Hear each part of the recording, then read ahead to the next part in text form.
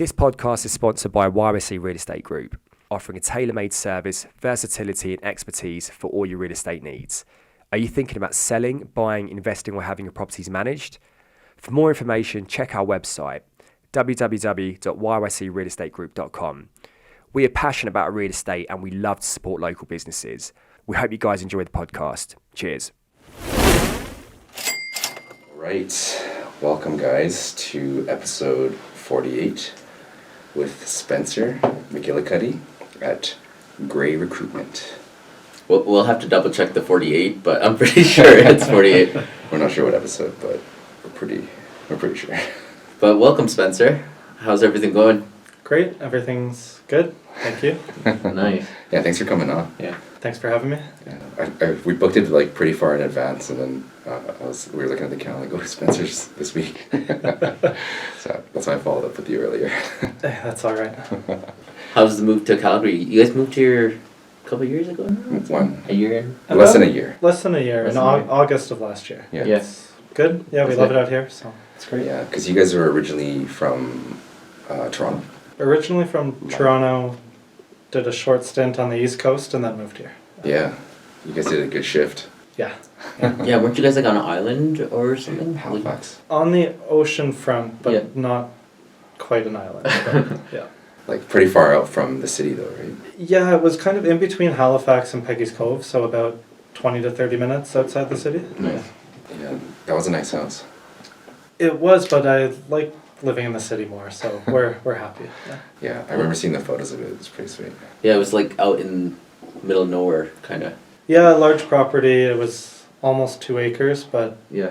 a lot to maintain and just not what we were used to, so. Yeah, city slickers. Exactly. Yeah. Yeah, I can't live out there. I gotta live city too. It was nice. Like it was like right on the water, like ocean front.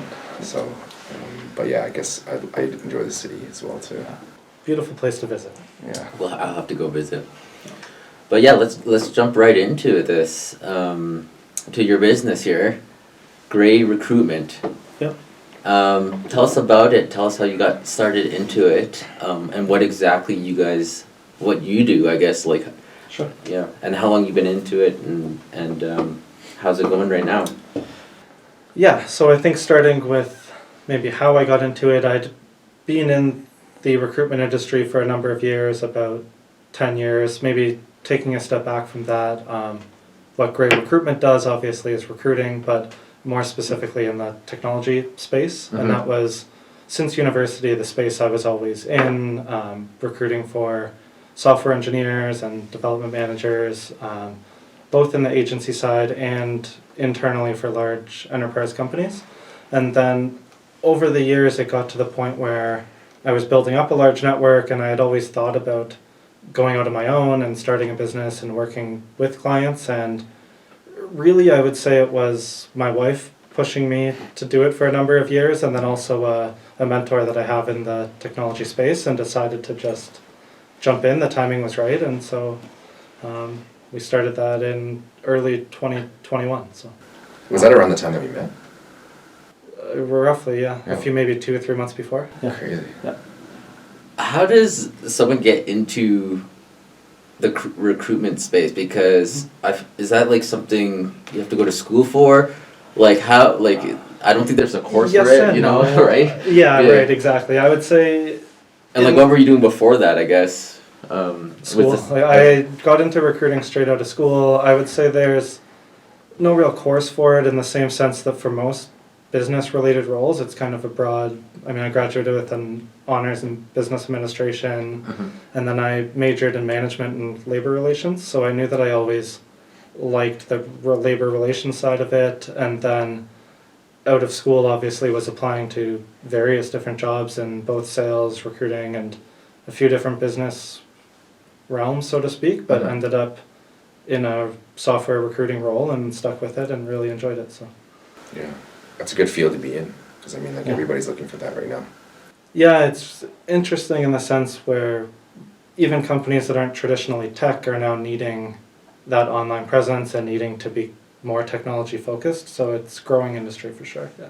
Yeah, because I heard that like a lot of the Canadian companies that are looking for these types of roles and positions, they're getting scouted from the U.S. So they're actually losing a lot of talent in Canada because of the Silicon Valley, right? So like there's a lot of companies looking for a local talent here, but they can't fill that void, I guess, of that industry. Yeah, absolutely. And I think now it's not only companies from Silicon Valley, but everywhere across the US are kind of tapping into the Canadian market. They know dollar for dollar, it's a bit cheaper for them that way. And so it is, I think, driving the competitiveness of the Canadian industry, and the wages as well are starting to follow that trend. So Yeah, because I have like a couple friends that actually were recruited to a U.S. company, but they are still in Canada. Like they're still here in Calgary. yeah, So like they're getting paid the U.S. dollar, and they're working for a U.S. company. They're flying them down if they need to go down there, but they're literally here getting paid like Silicon Valley wages here in Calgary. It's pretty crazy. yeah, and that's not entirely unique. It's becoming more and more common, and it is, I think, great for those individuals, absolutely, and I think good for the Canadian market in general, because it drives competition, and I think that it will increase wages for Canadian companies as well. So Makes sense. Do you see that happening yeah, right now across Canada? I do. That's great. Yeah. Yeah. Tech is growing for sure, right? And I think it keeps evolving, and even in our business, it's hard to find someone that's just like very catered to our niche, right? Right. So maybe you should get into that. That's true. Yeah, I think the tech companies might pay more though. Who knows? Yeah, that's pretty funny. Yeah. So walk us through, I guess, your journey to make that decision to become self-employed, right? And I don't know, what company were you working before, and it took you 10 years to make that transition, right? So I don't know, can you speak a little bit about that? Like that Yeah, process? so the company I was working for before was a large 30,000 person company. Their name is Amdocs, and I think really their support of my decision was a large part of what pushed me to finally make that jump. Historically, I'm a pretty risk-averse person, and so I was working full-time and salaried, and my wife was pregnant at the time, but my employer said that they supported me and knew it was something I'd wanted to do for a long time, and so if I made that decision to leave them and start my own business and failed, I would always be welcome back, and I think that really helped, and then I just decided it was the right time. A good shift. Well, 10 years is a long time, right? And it wasn't 10 years with one employer. I'd worked for probably 3 or 4 Yeah. over that period, but the Yeah. last 5 to 6 years were all with one employer. Yeah. And so what actually made you take the jump? A leap of faith. Things were incredibly busy in my full-time role, and I found I was working more than 40 hours a week consistently, and I was enjoying it, but at the same time I felt if you're going to be putting in that amount of effort, it would make sense to do it for something that I've always been passionate about and do it for yourself, so to speak. And I think that was really likely the driving force. Was things got so busy that if you're going to be that busy, you might as well be that busy for yourself. So. Yeah. Did you have clients lined up though? Like when you knew you're gonna leave, or I don't know. Can you talk about that? If my old employer is not listening, I can disclose. No, I didn't have clients lined up, but I transitioned slowly. So I talked to my employer about leaving in January, and I stayed with them until almost 6 months, really. And they knew that at that time I was starting to generate clients and juggling both for that 6-month period. So by the end of that, I definitely had clients that I was working with. Yeah. Oh, nice. Yeah, because I feel like it's such a shift going from like something that's secured, Yes. as like you've known for the last 10 years, and then kind of like making that shift into your own, right? Because I feel like probably 90% of the people, they're not comfortable with dropping that security to do something on your own. But I mean, like you said, if you're spending so much time on a role working for somebody else, and like you have a newborn kid on the way, all these things that are changing, like what difference does it make if you're going to make that shift to work full time for yourself? Right. And a lot of people don't make that, like, take that risk or take Yeah. that leap of faith, you know. So that's a difference between like an employer and employee. Yeah. It's scary though for a lot of people, I think, right? They're so comfortable, you know, with getting salaried and you know, getting that consistent income, where it's like, you know, they're scared to lose that because, you know, the risk is like what happens if you don't make it, right? Right. Yeah. And I think that's the hardest thing from switching from employee to employer to employee. Employee to employer. Yeah. Yeah. Yeah, it's such a huge shift, and like that's the thing. That's what a lot of big companies will do. They'll just dangle that carrot in front of you so that you just stay a little longer. You know, like, Yeah. well, there's bonuses. You know, let's increase your salary a bit. Like, it just keeps you really like complacent and comfortable. But It does. Did they do that with you, or tried they to? tried to. Yeah, they definitely tried to keep me. They offered me a title change and increase in salary, but to me it was more about I needed to see if I could be successful doing this, and Yeah. so really I was like I was firm in the decision either way. So That's awesome.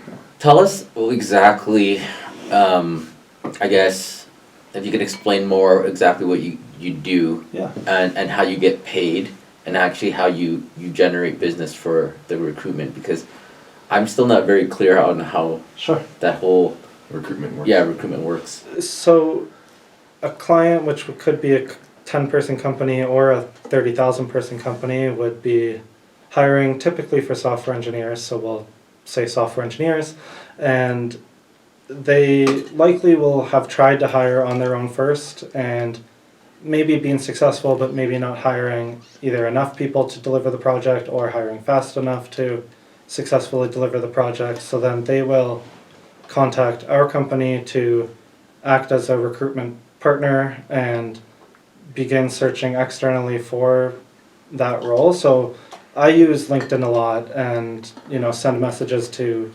active job seekers on LinkedIn to kind of essentially we're augmenting the client's HR team with a focus solely on recruiting. And so we'll find those candidates and then do like a 30-minute interview with them, send over our notes to the client. But then in the end, they do, of course, their own rounds of interviews, and they're the ones making the final decision to hire. But then we will help with the salary negotiation, often present the offer to the candidates. And then in terms of payment, we're always paid strictly on a contingency basis. So we only get paid if we're successful in finding the right candidate, and it's a percentage of their first year salary. And it's paid, of course, by the client, not the candidates. And there's a guarantee period there too, where if the candidate starts and leaves for whatever reason within 3 months, then we're not paid at all. Damn. And then after 3 months, obviously that money clears, and yeah. Shit. So you don't get paid 3 months till after they sign, Yeah. and you're commission based only too. Yeah, you're like a realtor. Yeah. Dude, we haven't got paid for like a year for some of our deals. Yeah, like some of the new build stuff, like we don't get paid until they move in. No, not even yours. Oh, okay. Just like say if like you sign a contract right now from a new builder, like, and they don't move, like it takes 6 to 8 months for that property to get built. Yeah. Like we don't get paid until they take possession of it. Right, okay. And what's crazy is even if they take possession of it, right now land titles is delayed. slow. Yeah. So there's some that took possession and it's been like 6 months, and because the title hasn't transferred We haven't over. got paid. We haven't got paid on it. So Yeah, but that's interesting that it's like it's pretty much consumed like commission based on your clients. Yeah, 100%. what's the commission split, and like what's the average Yeah. yeah. Most of our clients are at 20%. We do have 1 or 2 clients that are less than that, but they were clients that we've been working with since the beginning when we didn't have as much of a formalized business, but since that time we've pretty much every client's 20%. Yeah. You ramped it up. 20% of the salary. Yeah. So, like, for example, if someone's making 100,000, you'll make 20,000. Yeah. Just by recruiting. No. Yes, but that's, That's But it has to be guaranteed. but just by recruiting simplifies it because Yeah. it is. It's- well, of sometimes the course, it's more process can complex. take- Yeah. like just finding the candidates can take several weeks, and then the client's interview process takes several weeks, and that cycle at times can continue for 6 months. Yeah. So it's very similar to the real estate industry Yeah. in that way. Yeah, That the checks, of course, are big, but they're fewer and further between, right? Yeah, So, like they're big, but it also depends on a lot of variables as Yeah. well too. Because like, what if someone leaves like in before their probationary period or whatever like Yeah. that? Then you don't get paid. yeah, and I think that's something that I did. A lot of variables, I think, is something I struggled with initially because there are a lot of variables that you can control, but there's, I think, an equal amount that you can't. And in that sense, it's a bit of a unique job. You can find the perfect candidate, but they can accept another offer. You can have the perfect, most attractive role, but then you need to find the right candidate for that. There's, a lot of things that can work against you at times. It's like finding a house. Exactly. It's a multi-offer situation. Yeah, exactly. It's So it is kind of like finding a house Yeah. where you're screening each person. How do you track? I guess how does the tracking process work? Because so correct me if I'm wrong. Like, company goes, hey Spencer, like we need you to hire 5 people. Yeah. And then you go, okay, and then you send them these 5 people. Like, how do you know? Like, are you managing that whole process where, hey, have you been interviewed yet? Have they called you yet? Like, you're hands-on on that whole process. Is that right? Like, do you yeah, I think think that's maybe something I left out in the whole explaining what we do. Exactly. So That's why we're here, man. So Yeah. when we do send the Yeah. candidate, assuming it's an individual that looks interesting, they want to talk to them, we do all the interview scheduling and send the calendar invites and help coordinate the feedback and all of that as well. Yeah, so we're involved throughout the process and extending the offer. Yeah. And do the people that you reach out to know you're just recruiting for a company? Yeah. They just know that. Yep. Oh, that's cool. Like, so how many clients are you working on at like the same time, and like how many employees are you looking for each of these companies, roughly? Right now I have about 10 to 15 clients that we're working with, but not all of them are active at any given time. I'd say roughly 7 to 8 are, and of that they probably in total about 30 open positions at any one time. Holy, that's a Give or lot take. of Yeah. positions. So you're in contract with these companies to keep finding or filling these positions or roles. Yeah. Is that right? Yeah. So it just kind of never ends with. It depends on the company, right? Smaller companies, sometimes maybe they're hiring one person a year. Larger companies, it does seem like more of a never-ending cycle. Yeah, But yeah. So it's more of like, would you consider your companies like, it's kind of like real estate? It is, Like, yeah. these are hot clients, these are cold clients, I need to follow up with these people? Yeah. Or is it like, hey, I need to find someone now, and then you're like kind of like you're in a, searching for a home or something, right? Like, Yeah. You're focused on that one yeah, person. I think for a lot of recruiters, they do follow up with their, I guess it would be cold clients a lot to see if they can, foster more business. But for me, I try to let my clients come to me. If they have a need, they'll let me know. I mean, I don't need to chase them. So the cold clients, sure, I'll check in now and then, but at the end of the day, they know where to find us. And if they have a need, I'm always there. So really it is typically urgent roles where ideally they'd have the person yesterday, but it's a competitive market and that's not always possible. So It's almost like a need to use bit, like, what is the word? Like they call you based on the need Yeah. of whatever they're looking for. Like you don't have to follow up and chase them. And yeah, and in a similar vein, the client could have 10 open roles but only want our help with 1 or 2 key roles or tougher roles, and so it really is what they feel they need help with. Yeah. so what are you using to manage, like CRMs or whatever like that for these clients? Like, do you have a Often, system? yeah, often most of the clients have their own applicant tracking system, it's called, which is essentially a CRM but specific to recruiting. So when I submit a candidate, so to speak, you're not sending it over email, you're usually putting it into their tracking system. For the smaller clients that don't, I just track it in other ways, like usually just in Excel or something, but that's, Yeah. again, for smaller clients, it's, and yeah. It's simpler. Yeah.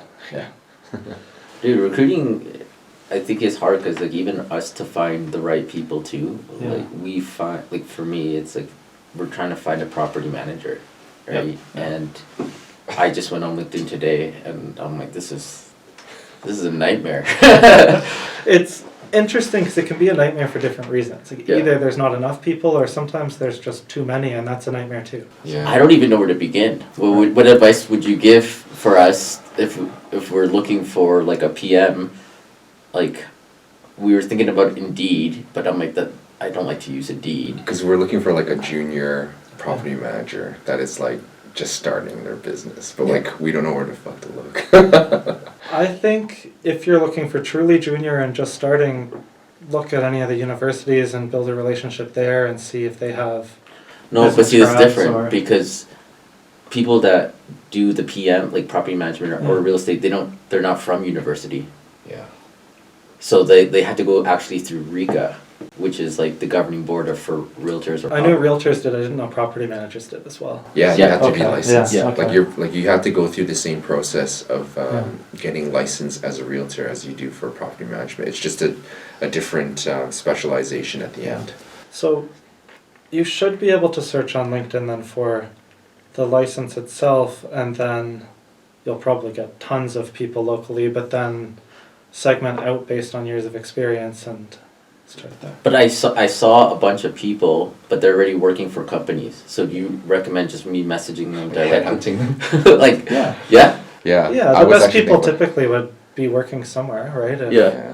That's what I was If you thinking. think they're employable, so odds are somebody else does, so. Because like I have a friend that works for a PM company that is like more junior, and like there's only 6 staff, and I was actually thinking about like headhunting one of their people. That, or you know the industry, if you know of any that maybe don't have the right work-life balance or don't have I think you're not. managers, the people that like you to work with, Yeah. you can message them and play I- up that a bit, and I don't think like,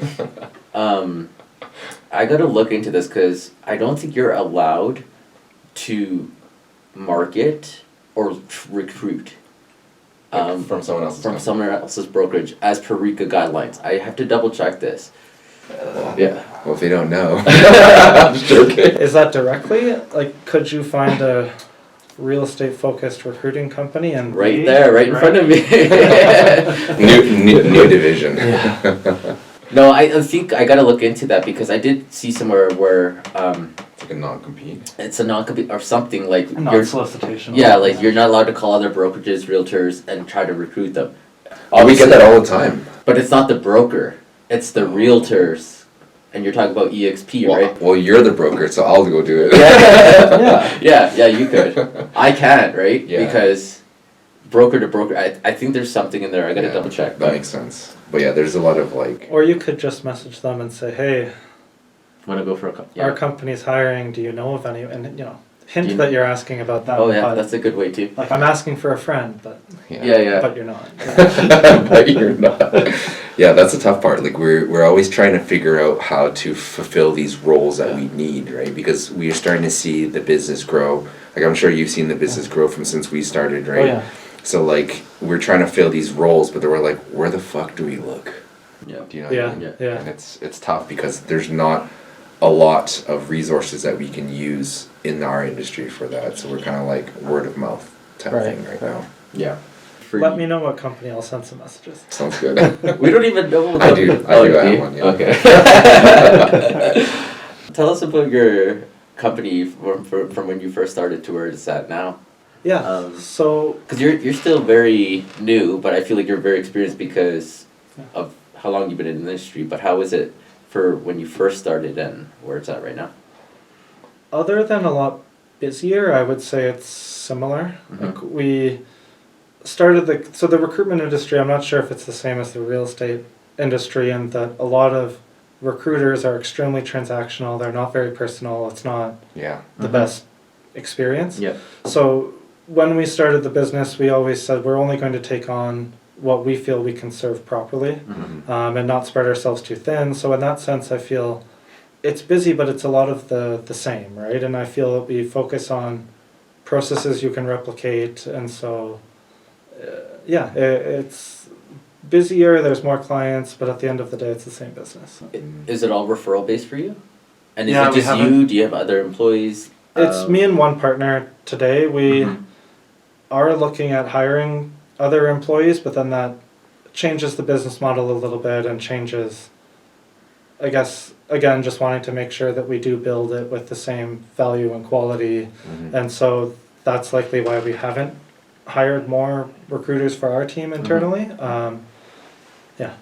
Yeah, because like once you expand, you want to make sure that the quality of service is still maintained, Yeah. right? And I think what that comes down to is like systems and training. Yeah. Training for sure. Yeah, like training is a big one because, but the thing is that once you start training, you're taking away yourself from the business. Yeah.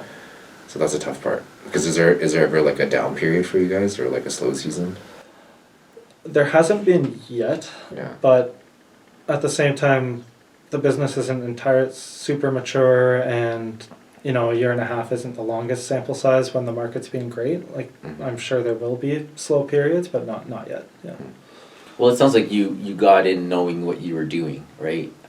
First, before taking that step. A lot of entrepreneurs, I feel, just jump right in, Yeah. and they're just learning as they go. Even as realtors, right? You're just kind of jumping head in. I think now we understand the business, and now it's like really mature. But for you, it sounds like, you were really, risk adverse, and like you wanted to make sure it was going to happen before you actually, made it happen, right? Yeah, absolutely. Dived in deep. Is there a lot of competition with recruitment? Like, Oh yeah. is there? Yeah, there's a lot of recruiting. I don't know about other industries, but tech-focused recruiting agencies or recruiting firms, there's a lot. Yeah. Our buddy owns one, Yeah. but it's not tech. Oh really? They're recruiting accountants. Okay. Yeah. Yeah. Like they're accounting. They're recruiting for like CPAs, CAs, like those types. They're essentially sending Canadians to San Francisco. Yeah. Yeah, and they do the same thing like LinkedIn, like Yeah. checking on LinkedIn. There's a lot in the accounting industry as well, actually. Yeah, like any professional designation, right? Like probably engineering and stuff like that as well. Yeah. So how would you say you set yourself different from other recruitment tech companies? I think for Obviously, you're Me- doing something different if you're busy, right? yeah, we are very busy. I think for me, a lot of it is focusing on the human aspects, because at the end of the day, it's a people business, right? And understanding that it's not necessarily solely about sales and making a dollar. I think a lot of people get into the recruiting industry because they hear it's potentially big commission checks and there's a high ceiling, right? Whereas I got in it, but was working internally and not making commission checks for years, and was still passionate about the industry itself. And so I think a differentiator would be, just really focusing on the human aspect. I never pretend to know something I don't know, and really try not to waste anybody's time. So I try not to flood my clients with 100 candidates for every role. I try not to push them to, just interview. I really try to focus on quality and saving everybody time as a whole, whether it's the candidates, the clients, and myself. So Quality over quantity. absolutely.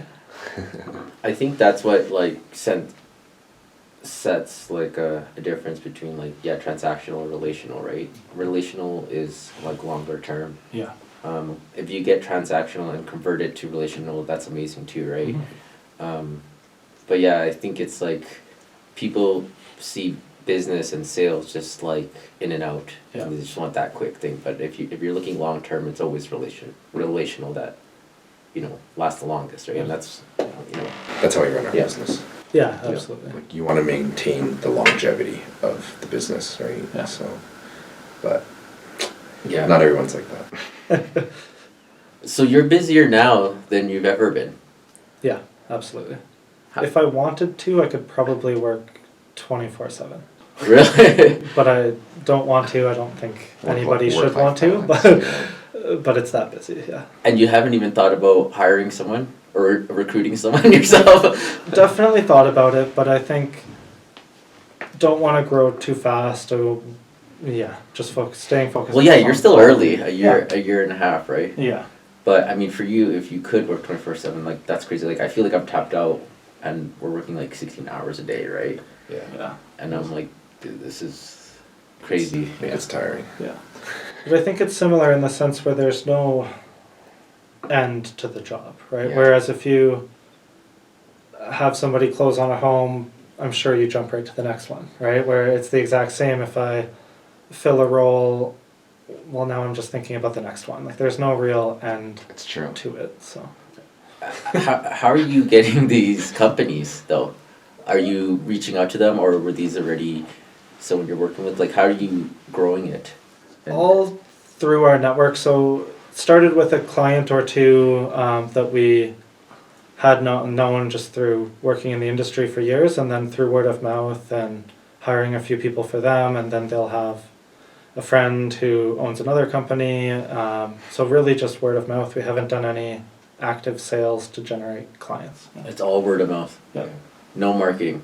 No, not at all. We actually bought a website to hold the domain, created a website, but it's still in its infancy because we never actually needed to fully develop it. Yeah, I saw that because I tried to go to your website today, Yeah. and I think there was like a few. I wasn't sure if it was yours or not, right? But I tried to look today, and What is it? It's greyrecruitment.ca. yeah, Oh, nice. and it's like It's minimal because That's all you need. I find it's in the you role don't need we're it right in. now. Yeah. We should be the ones finding people. People shouldn't necessarily need to find us. So That's smart. Yeah. How did you guys come up with the name? I know the background story about that. it's my son. So my son's name is Gray, and I feel that we, wanted something motivating, of course, but then also it fit because hiring's not necessarily black and white, and it fit in that sense too. Yeah, it's got a good concept. Like Yeah. it's like in between. Yeah, right. Yeah, great. Grey Yeah, Recruitment. Grey It Recruitment. reminded me of like gray matter. Yeah. So, was it just you and your business partner that just started it, or you first started it and then someone else came? Or? Alex works with you too, right? Yeah, and my wife as well. So there's like three of you kind of in the business right now. Yeah. Yeah. Yeah. Crazy. Yeah. What's the biggest lesson you've learned since you started? I think you don't, not you don't have to work with every client, but you shouldn't necessarily work with every client, right? There needs to be a fit for both parties, and sometimes there's clients whose needs I know I'm probably not the best recruiter to support if they have a super high volume company and they want to hire 100 roles at once. Well, we are likely not the best company for that, and so I think learning to say no is probably something I've learned. Yeah. That's important. That's actually what we've been telling our associates as well too. Like just know your boundaries. Yeah. Like Know your value and know your boundaries. Yeah. yeah. That's, that took me till now to realize that too, though. And it's a very hard decision to make where, as you're growing your business, you don't want to say no, Mm-hmm. right? No. It's very hard to say no, but I've realized for me too, like, even if it's a referral, and Yeah. now that we have a team and other options, I feel like I have more accessibility to say no. Right. Because I could say no, but we have someone to help you, Right. right? Because I've been saying no a lot lately. Yeah. I actually read a good book about it. It's called like Start with No. Yeah. I'll Yeah. check that out. So like it actually says like when you say no to people, they want to work with you even more because people makes hate sense. being rejected. Yeah.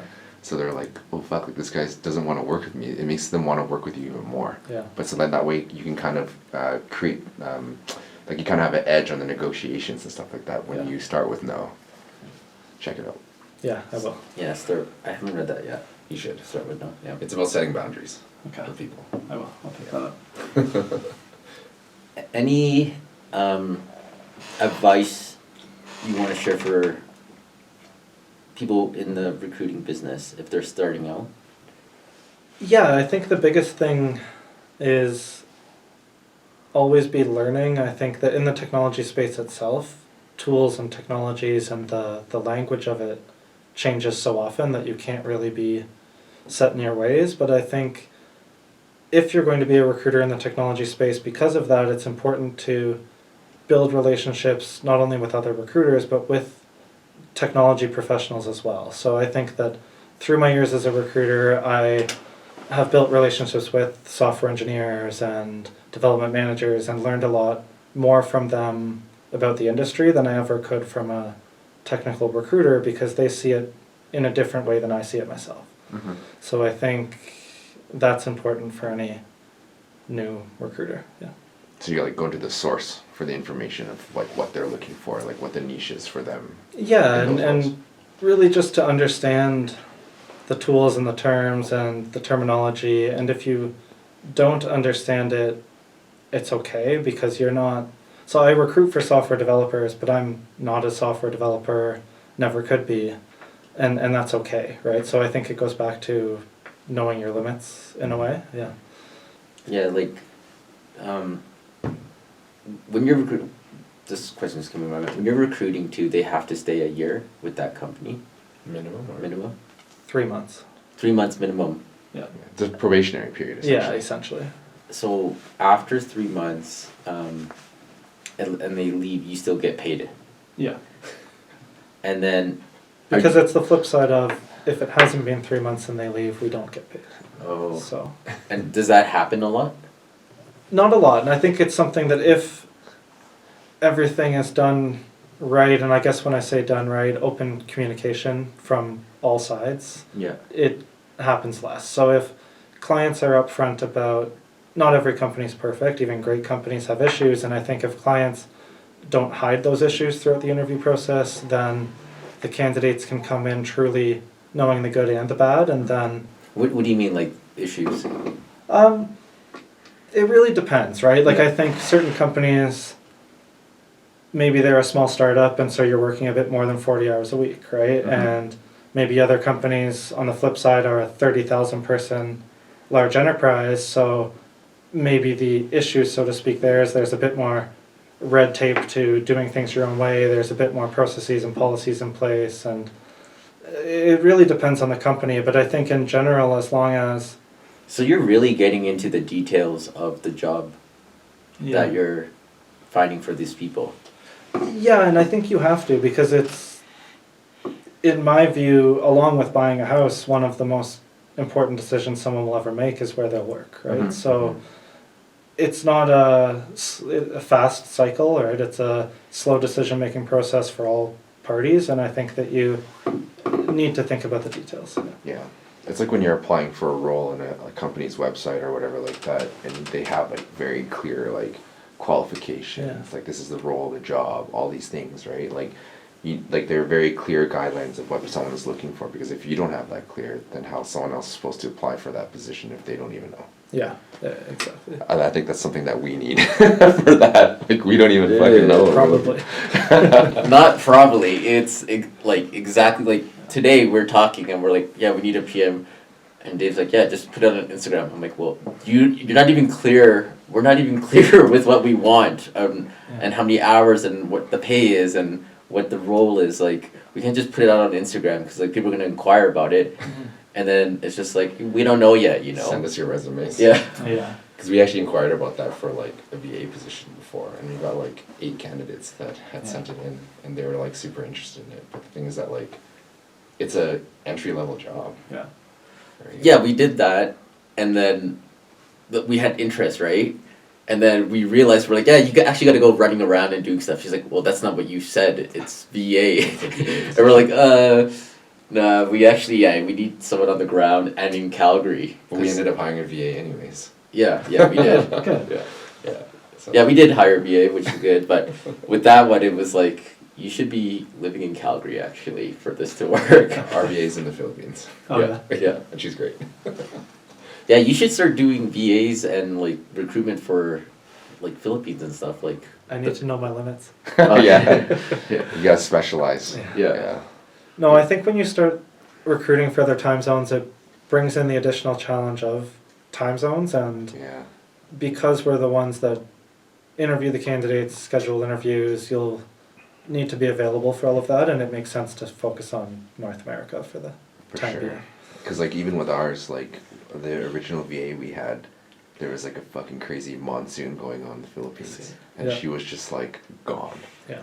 And we were like trying to get a hold of her, like nothing was getting done. And she must be working overnight, right? And then We had a specific hour where it was not as late for her. So she's Okay. starting at maybe like 4 or 5 a.m. in the morning. oh great. But now that I think about it, there wouldn't be any money for you to make. Yeah. We can't disclose how much we pay our VA, so. Yeah, but it's Yeah, yeah. yeah. Like, I get what you're saying. 'Cause Yeah. it's like then you have to deal with that quality Yeah. assurance, and people Exactly. are calling you and being like, "What the fuck, Spencer? This Exactly. person's stuck in a monsoon right now. Hasn't showed up for a week." Where do you see yourself growing this company? What's the vision? Yeah. What's the end goal? What's the end game of this?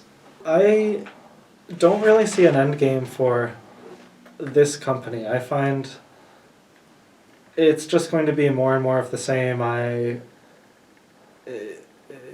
think that if things go well, we'll hire a few employees and have a bigger recruiting team. But Mhm. beyond that, it will just be more of the same and supporting our clients and Mm-hmm. Yeah. growing other companies, right? So you're saying that you would do it forever if you had the opportunity to? Yeah. I would. Well, I think it's an We'll have this enjoyable- covered. We'll play this back in 10 years and Yeah. see. Where You're like, fuck. No, I think it's an enjoyable enough job. It's not physically demanding. I'm just talking all day, so Yeah. I like it. That's cool. Because I was just curious because, like, our last podcast that we did with our client, like, she had an end game. Yeah. And, like, it made Exit us strategy, think of, like, what our end game exit strategy was for our business. Because she was like, yeah, like, she's, like, the CEO of the business right now, but she doesn't want to be that forever. So she's trying to, like, her end game is to essentially bring this company to IPO. Yeah. And then, get some, like, investors on the company and then step down as the chair and then hand it off to somebody else, if possible. But I was like, damn, like, we didn't even think about that.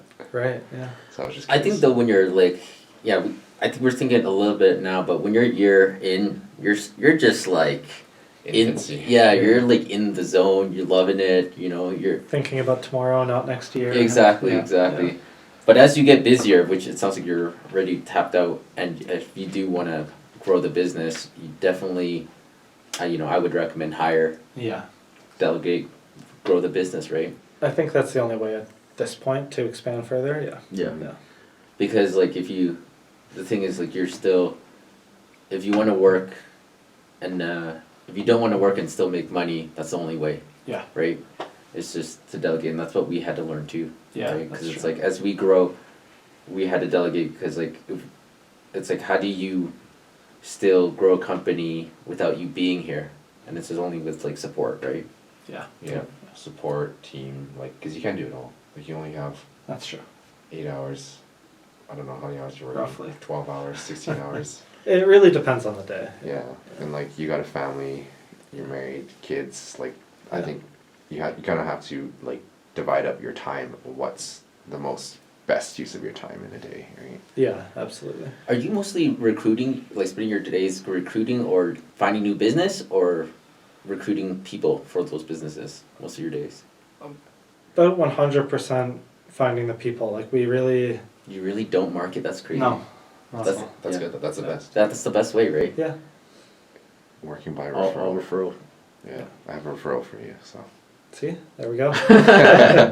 Yeah, literally like top of mind today. I was at lunch, and then my buddy was telling me about his company and how it's growing so fast, and they're looking for these things, and I'm like, Is it a tech company? yeah, it's a tech company, and I'm like, fuck, I'm doing a podcast today with our client Spencer, so like, he'd be the perfect fit.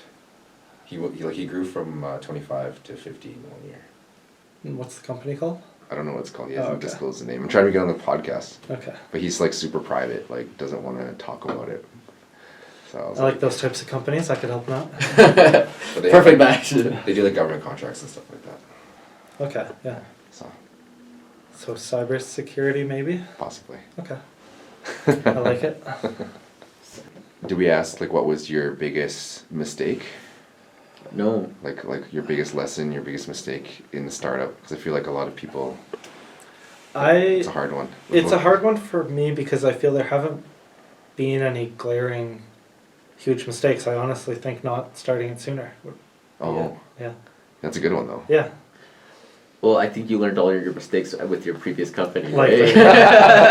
Well, that's how it is, right? Yeah. On the company's dime. Yeah. That was the same thing with who do we have?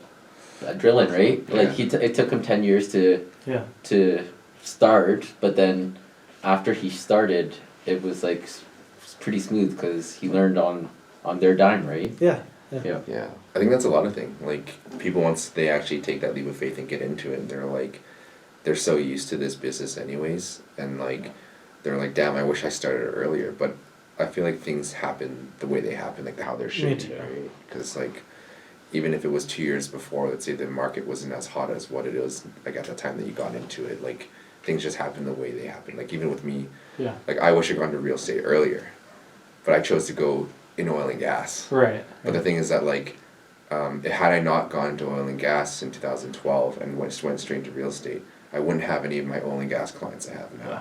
And I wouldn't have the experience and the knowledge, and I can talk shop with those guys that are in oil and gas now, and they trust that I know what I'm doing, because they're like, fuck, this guy was one of us, but now he's in real estate, right? So I think everything happens for a reason.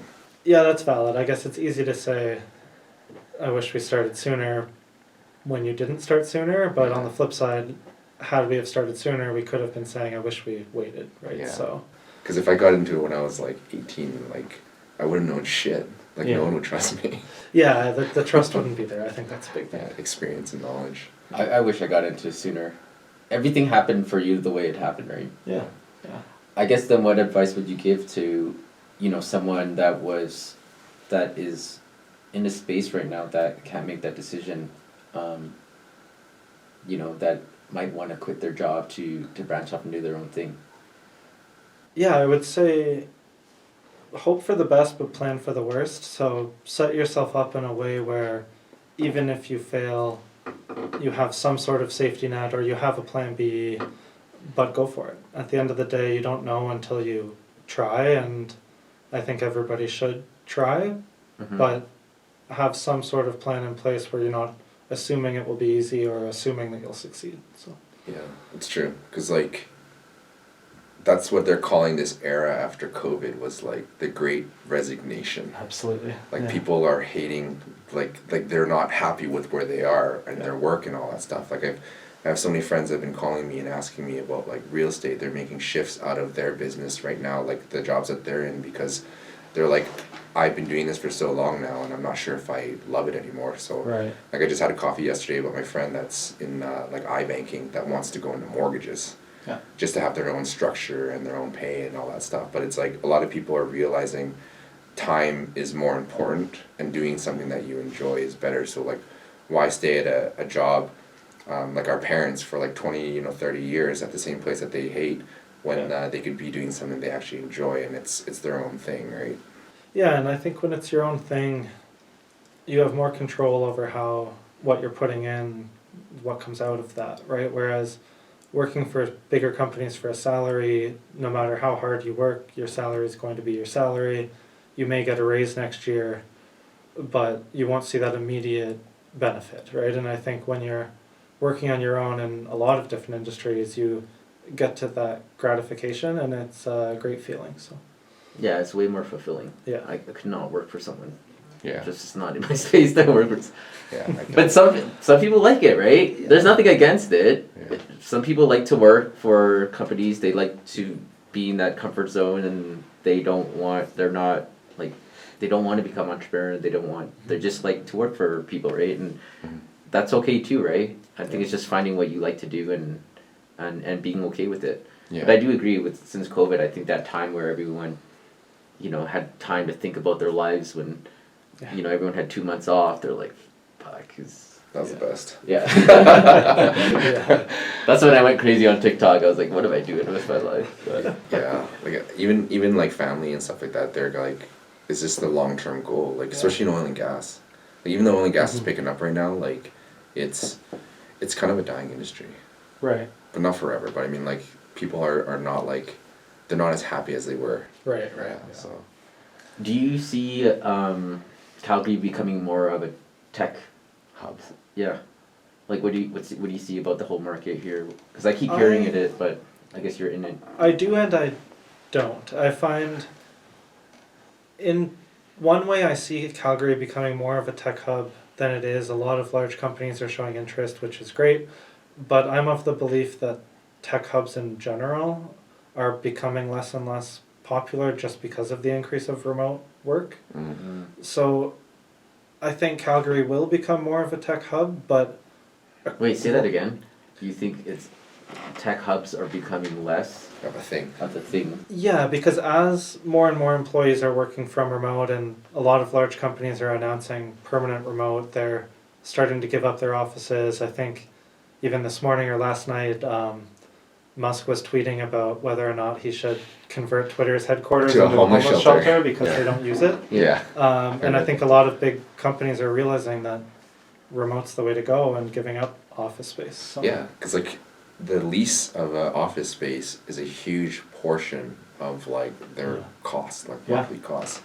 You're paying like 60 to like 50 to 100K just for an office space that no one's showing up to anymore. Right. Like what the hell, what's the point? Yeah. And all the physical equipment that goes along with that, and Yeah. desks The and maintenance, chairs yeah. and everything else. But what do you think about Snacks. security reasons for that though? Do you think there'd be like more risk for security breach, like because it is remote home? There shouldn't be. I find that for companies where that's important, there's different software and services you can get to make things more secure, so it shouldn't be a huge issue, Okay, I was just curious. in Like, theory. because I remember when I was like working in an office, like you weren't even allowed to bring your own USB to put into like Yeah. the computer because they'd be like they weren't sure if there was like malware on there or something like Yeah. that, and like. Well, now usually the companies will provide the laptop and it's all, Secure. provisioned and secure, and so I was just it curious. should be okay. Do you think,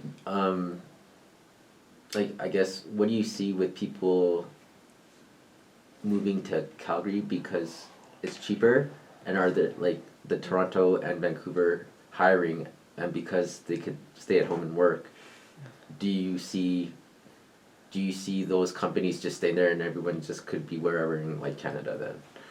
Yeah, I think I see a lot of that where I have clients in Toronto that have recently hired people living in Calgary and Edmonton and Yeah. other even more remote, like very remote places as well. So yeah, I think I'm seeing a lot of that. That's why I think Calgary's going to boom, because a lot of our people, like people we worked with, what they're buying in Toronto, Yeah. even probably with your own experience, right, and what they can get in Calgary. Yeah. I think people are, if you're saying that more people are, stay at home work, Yeah. why wouldn't they move to a better price area, right? Yeah, and I think even I'm an example of that. Like I could have Exactly. stayed in Toronto. A lot of our clients are in Toronto, but Yeah. the necessity wasn't there anymore. And while I still like the city, it doesn't need to be that big of a city. And so Calgary is the perfect medium for me at least. So. Yeah, except for the snow. On, I like snowboarding. Sorry. not the snow And- today. Yeah, yeah. Where can they find you? Like LinkedIn. Yeah, website? there's not many McGillicuddys in the world, so if you search Spencer McGillicuddy on LinkedIn, you'll find me, or greyrecruitment.ca as well. So Okay, awesome. has my personal number there. Okay. And any last words or anything you want to say before we end it? No, not No. really. Just thanks for having me. Yeah. Yeah, start earlier than later, guys. Start your Yes. businesses. Start earlier. It's always good. It's always better to start earlier, but you don't know that, Thinking about it more, even if you fail, I think it's better to start earlier, because if you're going to fail, the earlier you fail gives you more time to recoup and try something else. So For sure. start earlier. Yeah. And people look at failing though as like a bad thing. It's actually just a learning thing too. It's because we're conditioned Yeah. in school. Yeah. That failure is bad. That's true. Yeah, it's better to start and fail than to never have started at all. Exactly. I could go. We could do an hour podcast about that. That's true. Okay. Well, thanks for Awesome. coming on, Yeah, Spence. thank you, Spencer. Thank Appreciate it. you.